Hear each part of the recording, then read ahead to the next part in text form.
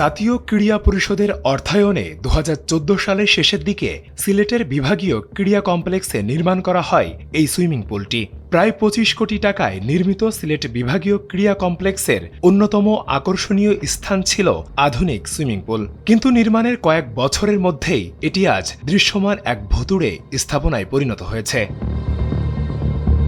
২০২২ সালে ভয়াবহ বন্যায় পানিতে তলিয়ে যাওয়ার পর থেকে অকেজো হয়ে পড়েছে এটি। দেওয়াল থেকে খুলে পড়ছে পলেস্তারা। সুইমিং পুলে নেই পানি, তবে সেখানে জায়গা করে নিয়েছে পুরো কমপ্লেক্সের ময়লা। ড্রেসিং রুমের সিলিংও খুলে পড়ছে, আর ওয়াশরুমের অবস্থা তো আরও নাজুক। আমরা ভালো পরিবেশ দিতে পারতেছি না।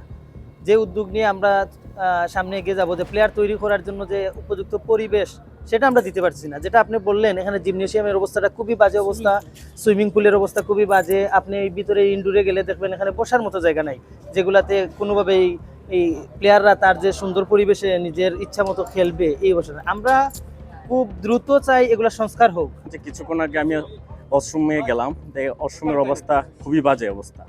এইটা আশু ব্যবস্থা করা উচিত কর্তৃপক্ষ এবং স্থানীয় যারা আছে, যে প্রশাসনের এখানে দায়িত্বে, এটা খুবই দরকার। কারণ হচ্ছে গিয়ে এখানে খেলাধুলা করতে আসবে, এখানে ড্রেসিং রুমের একটা ব্যবস্থা দরকার, যেটা সুন্দর পরিবেশ নাই। সুইমিং পুলটা যেন পুনরায় চালু করা এবং সেটাকে যেন পূর্ণাঙ্গ একটি ব্যবস্থা তৈরি করা এবং সেটা সচল করা হয়। সুরমা নদীর গা ঘেঁষে নির্মাণ করায় প্রকল্পটিতে শুরু থেকেই নগরবাসীদের ছিল নানা অভিযোগ। নদীর পাশেই স্থাপনা হওয়ায় প্রতি বর্ষার মৌসুমে প্লাবিত হওয়ার ঝুঁকি তো রয়ে গেছে। ২০২২ সালে বন্যার পর এসব অভিযোগ আরও তীব্র হয়ে ওঠে। সম্প্রতি জেলা প্রশাসনের একটি প্রতিনিধি দল সুইমিং পুল পরিদর্শনে আসেন। আবুল মাল মহিদ কমপ্লেক্স স্টেডিয়ামের যেটার উন্নয়নের জন্য এটা আমাদের পরিকল্পনা আছে। আমি আপনার যে কথাগুলো বললেন, এগুলো আমরা ডি স্যারকে আমি জানাবো। পরবর্তীতে আমরা বরাদ্দ নিয়ে আসার চেষ্টা করব, স্যারের মাধ্যমে এসে আমরা এটা সংস্কার করব। এটা নিয়ে আমাদের একটা পরিকল্পনা আছে, এই মাঠ নিয়ে আমাদের অনেক পরিকল্পনা আছে।